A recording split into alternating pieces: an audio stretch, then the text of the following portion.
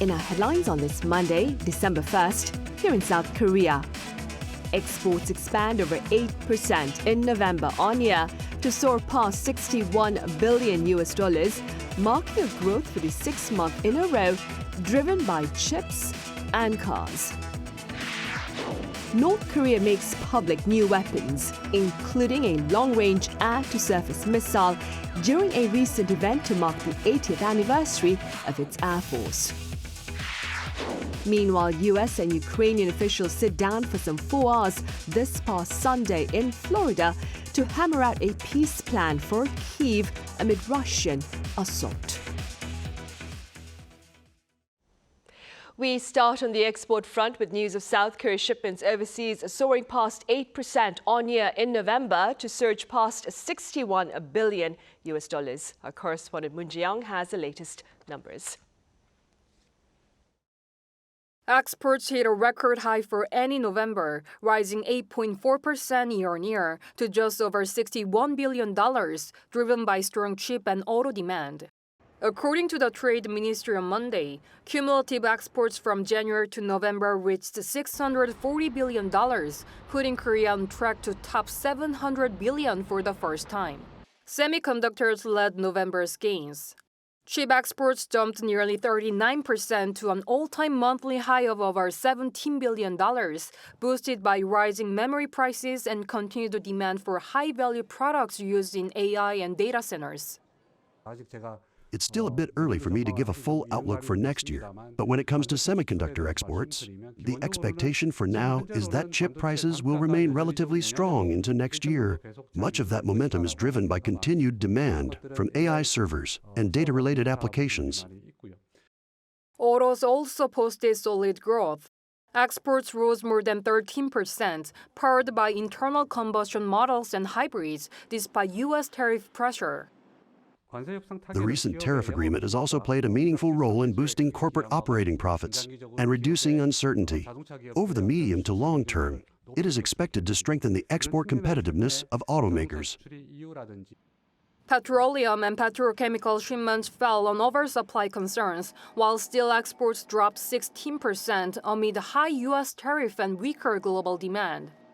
By region, exports to the U.S. inched down 0.2% as gains in chips and cars were offset by sharp drops in steel and machinery. Exports to China rose nearly 7%, and shipments to the Middle East jumped over 33%.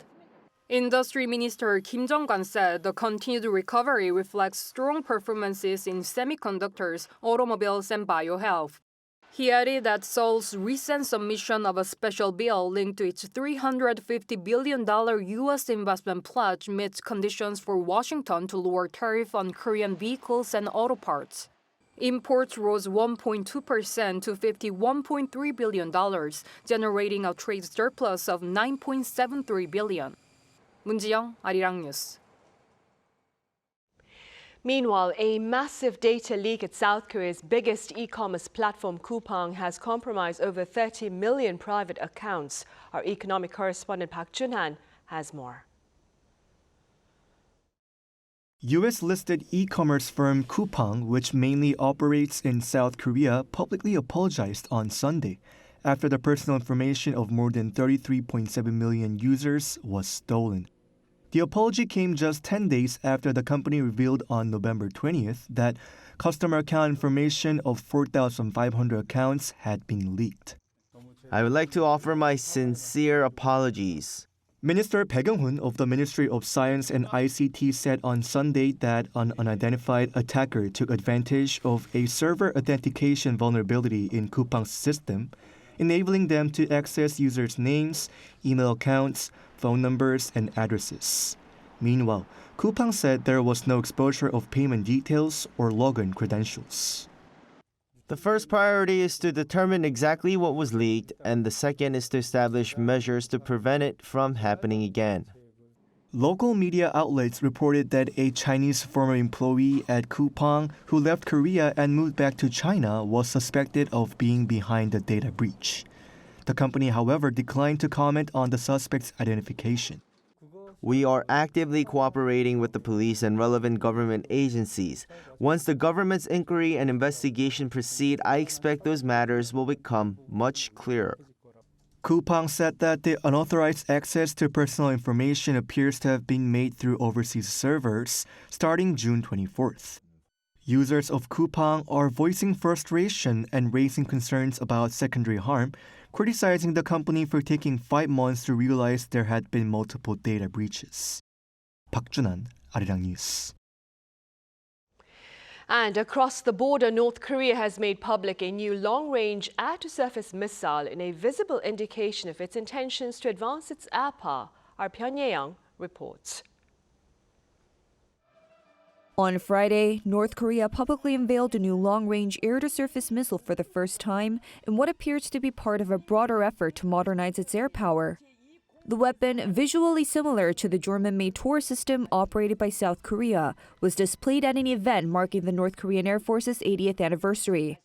Analysts say the new missile, widely dubbed the North Korean Taurus, could significantly extend the strike range of North Korea's aging combat aircraft if its claimed performance is realized. Attending the ceremony with his daughter Chue, her first public appearance in nearly 3 months, Kim Jong-un declared that new strategic military assets and new important missions have been assigned to the Air Force. He stressed that the service would play a full part in exercising nuclear deterrence and must repel reconnaissance activities and possible military provocations by adversaries. North Korea has been accelerating efforts to upgrade its conventional air capabilities, revealing new unmanned aircraft and an airborne early warning platform earlier this year, and conducting mid-range air-to-air missile tests. Experts believe Pyongyang may be receiving direct or indirect support from Russia as military cooperation between the two deepens. South Korea's Joint Chiefs of Staff cautioned that North Korea often unveils new systems before they are fully tested, and said further evaluations are required to determine their operational capability. Pyongyang, Arirang News. Meanwhile, the military here has recovered the remains of 25 Korean war soldiers and some 2,000 pieces of belongings at a former battlefield in the DMZ. The recovery follows the Defense Ministry's announcement in October about the resumption of war excavation work at White Horse Ridge in Gangwon-do Province. On-site identification showed that majority of the bodies are those of South Korean soldiers, but comprehensive tests will take place ahead of confirmation.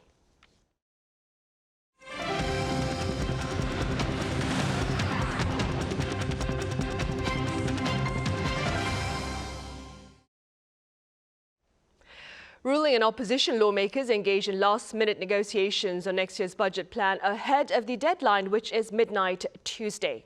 Floor leaders of the Democratic Party and the People Power Party sat down for a second straight day earlier on this Monday to bridge their differences on key spending arenas. Sticking points include funding for gift coupons, policy programs, and special activity expenses at the presidential office. The opposition party is calling for cuts and the ruling party is refusing. Come Wednesday this week, President Lee Jae-myung will deliver an address to mark the solemn first anniversary of the short-lived martial law under the former administration. He is also slated to hold a press conference with 80 members of the foreign media on the same day to highlight the restoration of K-democracy. Later in the day, he will sit down for lunch with 5 key figures, including South Korea's Supreme Court Chief Justice. Now, as mentioned earlier, on Wednesday this week, that is December 3rd, South Korea marks 1 year since the brief martial law declared by former President Yoon. That being said, in this next report, my colleague Kim Do-yeon walks us through the legal consequences facing the former administration since that fateful day. 1 year since special forces and tanks were deployed to the National Assembly in the middle of the night. Then President Yoon, while not politically impeached, awaits his ruling for criminal charges. In the immediate aftermath, 3 different agencies, the Corruption Investigation Office, prosecutors, and police all jumped in to catch the biggest suspect in their history. But the initial probe stalled. The game changed when President Lee Jae-myung took office in June. his very first law as president channeled everything down to one team, the Insurrection Special Counsel. Led by Cho Eun-suk, this team is now solely responsible for investigating and charging Yoon with insurrection. Soon after the special probe started, Yoon was detained again in July, cited for the risk of destroying evidence. By August, dozens of his cabinet members and military leaders were also indicted. And as the probe went deeper, the special counsel added explosive new charges alleging that Yoon used drones to provoke North Korea in October to manufacture a hostile atmosphere, effectively creating a pretext to legitimize the martial law that followed. Defendants Yoon Suk-yeol, Kim Yong-yeon, and Yo In-young conspired to harm the military interests of the Republic of Korea by increasing the risk of armed conflict between the North and South, with the goal of creating conditions to declare martial law. But the main charge remains insurrection. Under Article 87 of the Criminal Act, insurrection is defined as creating violence to subvert the Constitution. A ringleader of a rebellion faces death or life imprisonment, while their followers also face heavy punishment. Yoon's defense remains consistent. The declaration was a legitimate act of governance, and the military deployment to the National Assembly was merely to maintain order. While former military officers testified that Yoon ordered key opposition politicians to be detained, Yoon claims he never gave specific targets, only mentioning anti-state forces. When I say anti-state forces, isn't that referring to spies who are targets of counter-espionage investigations? It's not about regular people. He argues the decree was also a necessary warning to the public about an opposition party that was paralyzing the government, not an attempt to subvert the Constitution. The special prosecution team rejects this entirely. It has described the event in court as a terror against democratic institutions. The judgment, however, begins with the cabinet. Former Prime Minister Han Duck-soo faces his verdict on January 21st. Prosecutors have requested a 15-year prison sentence. Their argument is that the then Prime Minister had a constitutional duty to stop an illegal order, but he failed to do so. Although I could not stop the martial law, I never intended to agree with or aid it. That is the most honest confession I can make in this historic court. If the verdict accepts insurrection charges, this will set the tone for the rest of the rulings. As for former President Yoon, his fate will be decided soon. The court has scheduled his final closing hearings for January 5th, 7th, and 9th. As for the investigation itself, the official investigation period ends in just 2 weeks. Kim Do-yeon, Arirang News. In other news, a high-ranking delegation from Ukraine sat down with its U.S. counterpart in Florida this past Sunday as talks remain on track in search of an endgame to Kremlin's aggression against Kyiv. Our Lee Seung-jae has the latest. Senior officials from the United States and Ukraine met once again on Sunday in Florida to continue discussions on a plan to end the war in Ukraine.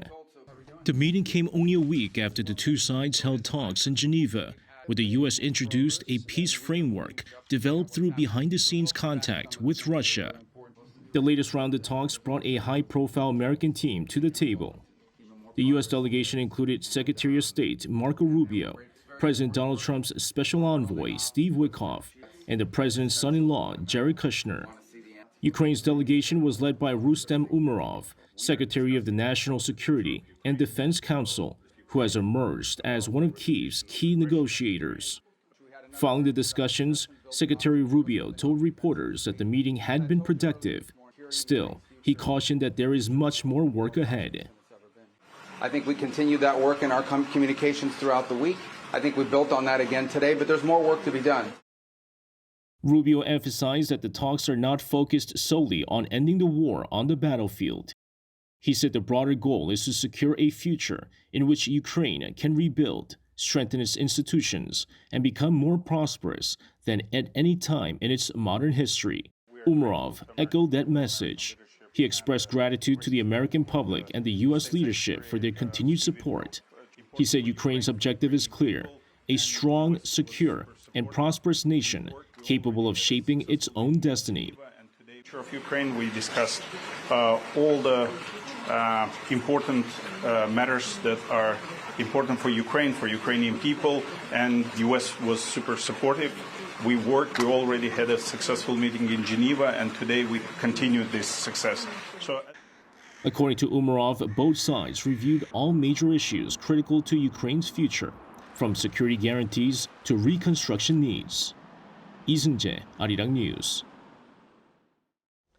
South Korea's financial aid to conflict-torn regions is providing women and girls there who bear the brunt of the brutalities with some critical relief. Now, this is according to pundits on the ground while speaking to Arirang TV.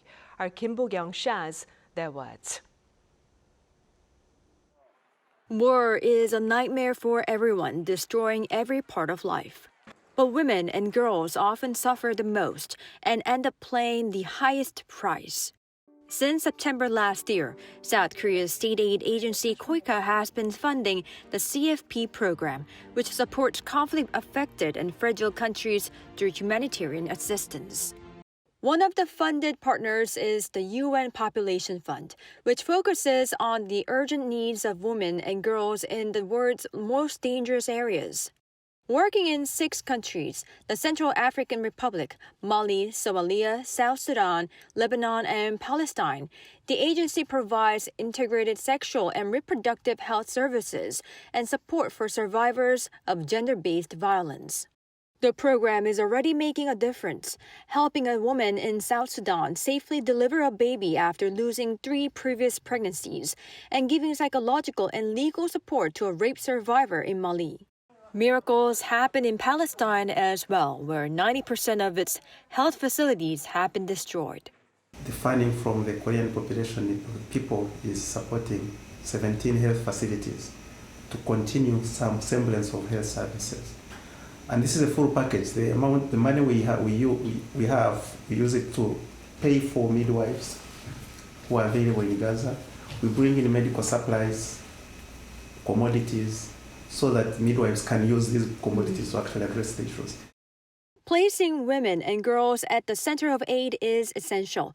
They are often the most vulnerable, frequently left behind as others compete for limited resources.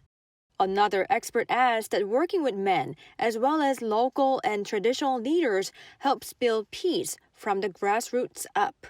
We cannot build peace from above, but we have to generate it from the bottom by, first of all, giving the most vulnerable people of the society access to services that would not have been there because of the competition of that resource, and at the same time involve everybody to have discussion on peaceful coexistence at the community level. South Korea's aid is arriving at a crucial time as global donor investment continues to shrink. Experts say Seoul's experience, once an aid recipient and now a major donor, can serve as a model for fragile countries. To ensure the funding has a lasting impact rather than being a one-off measure, they highlight 3 key factors: sustainable financing, private sector partnerships, and knowledge transfers. One more, they add, is helping young people gain access to technology.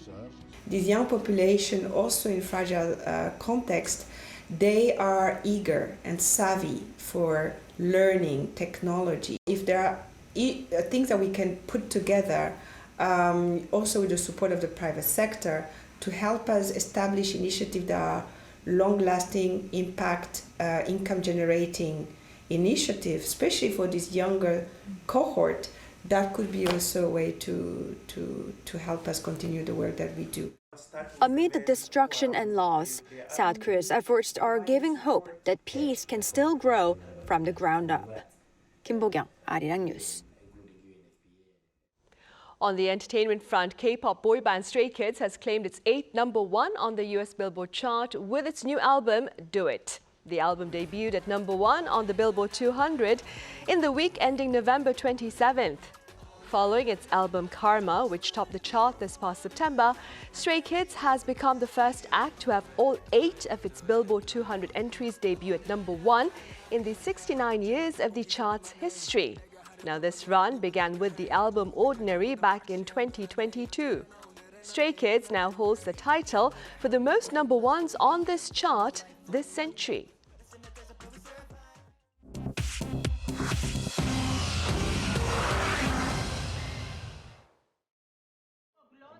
This is the world now, bringing you everything you need to know from around the globe. In Israel on Sunday, Prime Minister Benjamin Netanyahu formally asked President Isaac Herzog for a pardon, citing national interest as he faces ongoing corruption trials. Netanyahu has been on trial since 2020 on charges of bribery, fraud, and breach of trust across 3 cases, accused of accepting lavish gifts, offering regulatory favors, and seeking positive media coverage in exchange for influence. He denies all charges, calling the trials a political witch hunt, and claims the process is dividing the nation. President Herzog's office confirmed receipt of the request and said legal opinions will be reviewed before any decision is made. Opposition leaders insist a pardon must include an admission of guilt and Netanyahu's full retirement from politics. In Sri Lanka, Indonesia, and Thailand, nearly 900 people have died after catastrophic floods and landslides struck over the weekend, driven by heavy monsoon rains and Cyclone Ditwa. On Sunday, Sri Lanka confirmed 334 deaths, with tens of thousands displaced and the capital Colombo inundated due to Cyclone Ditwa. President Anura Dissanayake declared a state of emergency, calling the island's worst disaster in 20 years. In Indonesia, over 440 were confirmed dead and hundreds remain missing, mostly in Sumatra, where aid remains delayed and key areas are unreachable. Thailand reported at least 162 deaths in what officials say is the country's worst flooding in a decade. The storms have damaged infrastructure, cut communications, and triggered widespread food shortages. In the U.S. on Sunday, White House economic advisor Kevin Hassett said he would be happy to serve if Donald Trump selected him as the next Federal Reserve chair. Speaking on Fox News, Hassett avoided confirming whether he's the front runner, but cited a positive market response, including a drop in Treasury yields below 4% after reports of his potential nomination. Trump, who has grown increasingly frustrated with current chair Jerome Powell, is expected to name his pick before Christmas. Hassett is seen as aligned with Trump's push for deeper interest rate cuts, though analysts warn he may face challenges uniting the Fed's rate-setting committee. Fed governors Christopher Waller and Michelle Bowman are among other potential picks. In the UK on Saturday, legendary playwright Sir Tom Stoppard died peacefully, surrounded by family at his home in Dorset at the age of 88, according to his agent. Tributes poured in from around the world, with King Charles III calling him, quote, one of our greatest writers. Stoppard, known for both the play and film versions of Rosencrantz and Guildenstern Are Dead and Shakespeare in Love, won an Oscar, 5 Tonys, and 3 Olivier Awards during a career that spanned more than 6 decades. He had been ill in recent months, but no cause of death was formally disclosed. Chu Ji-hyun, Arirang News.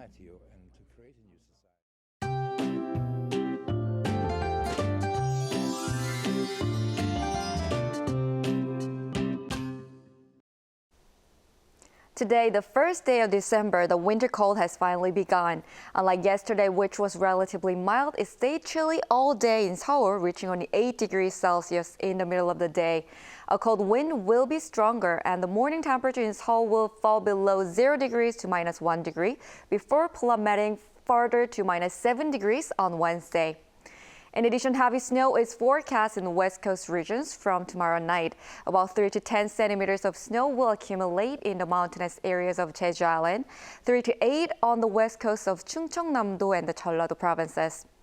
Tomorrow morning, Daejeon and Gyeongju will start off at 0 degrees, Chuncheon at -4 degrees. Daily highs will rise up to only 3 degrees in Seoul, 8 degrees in Gwangju.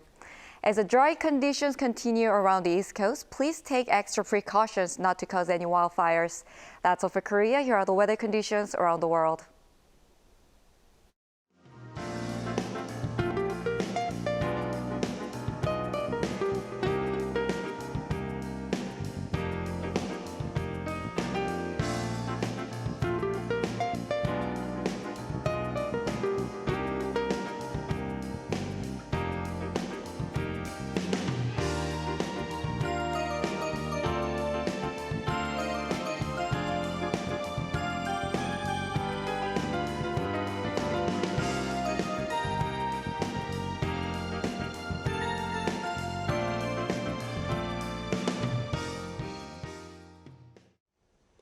Those are the headlines at this hour here in South Korea. Coming up right after this break is our daily panel session, and today we touch upon tensions here on the Korean Peninsula and in the broader region. Do stay with us. Thank you for now.